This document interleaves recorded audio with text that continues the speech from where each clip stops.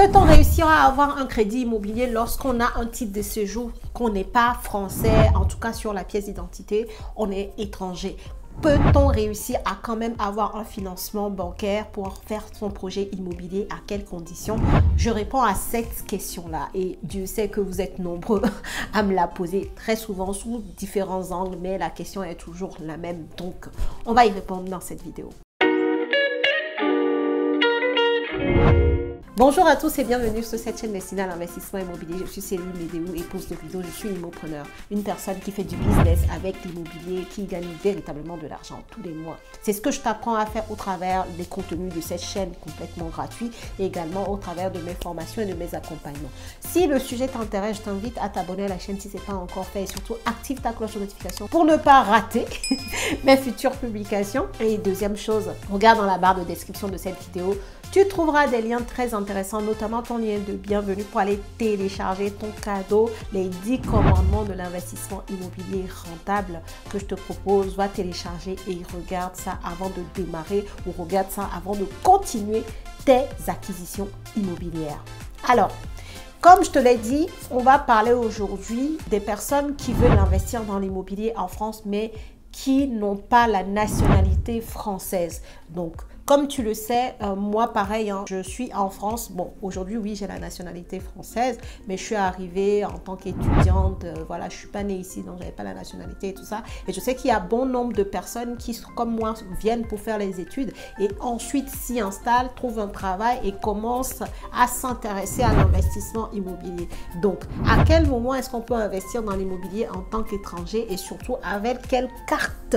Est-ce qu'avec toutes les cartes de séjour, on peut investir dans l'immobilier? C'est de ça que je voulais te parler en fait. Déjà, bon, je ne vais pas te surprendre si je te dis qu'avec la carte étudiante, tu ne peux pas investir dans l'immobilier. Tu me dirais, bah oui, c'est normal. Bon, je te le dis quand même parce qu'on ne sait jamais, il y a peut-être des personnes qui ne le savent pas. Je te le confirme, lorsque tu as une carte de séjour étudiant, tu ne peux pas, enfin, tu ne peux parfois pas travailler en CDI temps plein. Tu as, je crois, à l'époque, je crois que c'était 20 heures de travail par semaine, un truc comme ça. Aujourd'hui, je ne sais absolument pas. Moi, ça fait un moment que j'ai arrêté mes études. Hein, donc, je n'ai pas l'information actualisée sur ça, mais je te dis juste qu'il y avait à mon époque, je crois qu'on était à 20 heures par semaine de travail possible avec la carte étudiante.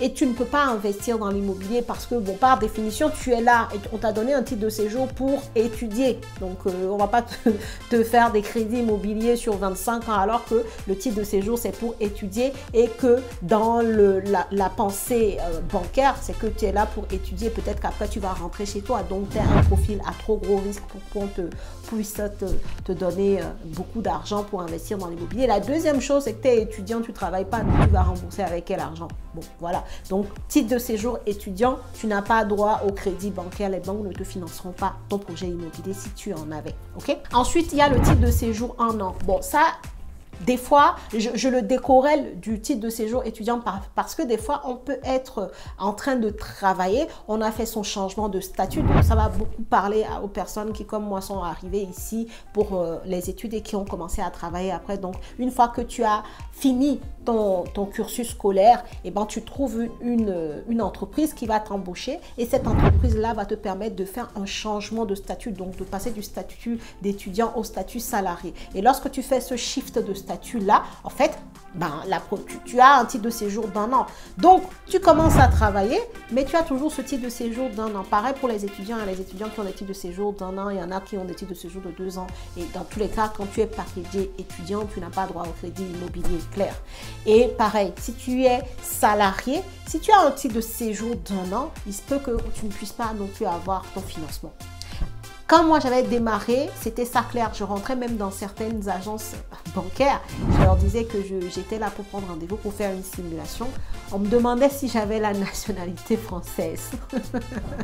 Tu vois, les gens sont incroyables parce qu'on me voit noir. Il y a des noirs qui naissent en France en fait. Tu vois, donc, mais moi d'office, on me pose la question si j'ai la nationalité française parce que pour eux, il se peut que c'est sûr même je ne suis pas née ici. Donc la question se pose. Et quand je disais non, et ben, elles me disaient, elles ne peuvent pas me donner de rendez-vous. Donc ça, c'était il y a 10 ans en arrière. Hein. Peut-être que les mentalités ont aussi évolué. Je ne sais absolument pas. J'ai plus ce genre de problème aujourd'hui, mais à l'époque, c'était ça. Bon, donc, ce que je veux te dire par là, c'est que si tu as un titre de séjour de 1 an dans certaines banques, dans la majorité des banques, eh ben, tu ne vas pas avoir ton crédit immobilier non plus avec ton titre de séjour de 1 an. Maintenant, là où je veux retenir ton attention, c'est que malgré cette situation-là, le fait que tu aies un titre de séjour de 1 an et que tu sois salarié, hein, ça je te le précise bien, parce que si tu es étudiant, un titre de séjour de 1 an, laisse tomber, concentre-toi sur tes études. Mais je parle vraiment du cas où tu as le titre de séjour de 1 an, tu as fait ton changement de statut, tu commences à travailler, tu as de l'épargne et tout ça, mais que tu vas voir la banque. Si elle te dit non, sache que beaucoup de banques diront ça. Maintenant, ce que tu peux faire, c'est que la banque chez qui tu es depuis toujours, ta banque où tu donnes, où tu fais le virement de tes salaires tous les mois, cette banque-là, elle pourrait faire une exception par rapport au profil que tu es. Donc, je veux dire, si tu as un profil qui n'a jamais d'incident bancaire depuis que tu es étudiant, tu es chez eux, tu n'as jamais eu aucun problème, que tu arrives à épargner, ils ont vu la différence entre quand tu étais étudiant et maintenant quand tu commences à travailler, comment est-ce que ton niveau d'épargne a évolué. Il se peut que cette banque-là, parce qu'elle te connaît, parce qu'elle va prendre le temps de faire la synthèse sur ton profil depuis le temps que tu es chez eux, elle pourrait être tentée de déroger à cette règle-là sur le titre de séjour de 1 an, on ne donne pas le crédit immobilier. Donc, ne te dis pas non tout de suite, va quand même poser la question à ta banque. Ça ne te coûte rien de prendre rendez-vous avec ton conseiller bancaire et de lui parler de ton projet d'investissement immobilier. Maintenant, je vais attirer ton attention sur une chose très importante. C'est que si tu vas voir ton conseiller bancaire et que tu lui dis que oui, en fait, je suis là, j'ai commencé à travailler depuis peut-être 1 an, hein, je dis un exemple, j'ai de l'épargne, j'ai un titre de séjour de 1 an, mais je veux investir dans l'immobilier, je veux faire du locatif. Stop, ça sera non, pareil. Surtout en 2023, là, ça sera non tout de suite. Et un titre de séjour de 1 an, c'est pas une avance, en tout cas en France, c'est-à-dire ça t'handicape un peu dans ton profil. Si tu viens encore rajouter que tu veux investir pour du locatif, alors même que tu n'as pas acheté ta résidence principale, laisse tomber, lâche l'affaire. Quand tu vas comme ça avec déjà ce point-là, le fait que tu aies un titre de séjour de 1 an, qui est considéré en fait comme un titre de séjour, fragile d'une personne qui peut se barrer. Et 1 an, ça vient vite en fait. Alors qu'il faut comprendre que le crédit immobilier, c'est sur 20-25 ans. Mais la banque n'a pas cette visibilité sur le fait que tu vas rester sur le sol français et donc que tu vas pouvoir lui rembourser son emprunt. C'est ça en fait sa peur, sa crainte vis-à-vis des profils des personnes qui ont le titre de séjour d'1 an. Donc si tu as déjà ça comme contrainte sur toi, tu ne vas pas aller dire en plus que tu veux faire du locatif alors même que tu n'as pas acheté ta résidence principale. Attention, donc à toi aussi d'être smart par rapport à ton profil pour savoir comment tu vas engager l'échange avec ta banque pour pouvoir peut-être avoir un oui, même si tu as un titre de séjour de 1 an. Voilà pour les titres de séjour de 1 an. Ensuite, il y a le titre de séjour. C'est pareil pour le titre de séjour de 2 ans. 1 an, 2 ans, c'est pareil. Vous êtes dans les mêmes cas. Maintenant, pour le titre de séjour de 4 ans, là, les banques, il y a certaines qui peuvent accepter. Ok, si tu as un titre de séjour de 4 ans, tu travailles et tout ça, tu as de l'épargne, tout va bien, tu peux aussi aller demander ton financement bancaire pour pouvoir investir dans l'immobilier. Si tu as le titre de séjour de 10 ans, là encore, c'est encore mieux parce que 10 jours, ça veut dire carte de résident. Donc, normalement, à part quelques banques qui ne prêtent pas de l'argent, si tu n'es pas français, ça existe. Hein. Si tu n'es pas français ou si tu n'as pas une nationalité des pays de l'Union européenne, il y en a comme ça. Voilà, ce n'est écrit nulle part, ce n'est pas une loi, mais ce sont des règles bancaires, entendons-nous bien. Donc, si tu as le titre de séjour de 10 ans, la plupart des banques vont quand même te dire oui, sauf les quelques-unes là, que je ne peux pas les nommer, donc ne me demandez même pas, je ne les nommerai pas. Mais sache que tu peux avoir ton financement.